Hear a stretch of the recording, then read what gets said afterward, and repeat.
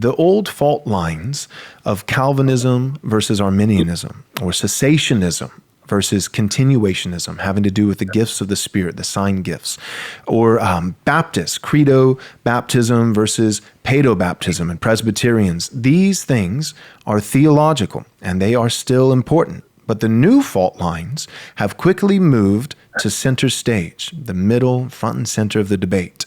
What are these new fault lines? You know, things like woke versus not woke, COVID tyranny versus personal liberty, socialism versus capitalism, globalism versus nationalism, and the list goes on.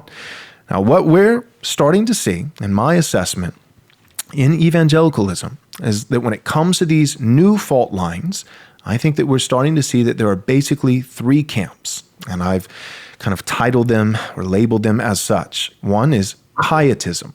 These can be guys who are biblically and theologically very conservative. They would check all the right boxes, but when it comes to cultural and political issues in our nation and in the world at large, they're uninvolved. They think just, that they apply these conservative principles from the scripture, but exclusively to the home and the church.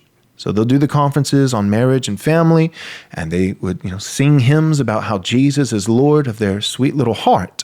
But the lordship of Christ doesn't seem to be a public lordship that actually applies and has tangible implications in the civil or cultural realm. So the pietist. The second is the progressive, the person who is really, that every time there's a new leftist agenda, they're the person who forms a study committee and tries to find some kind of biblical exegesis by doing gymnastics to support this new liberal, progressive virtue.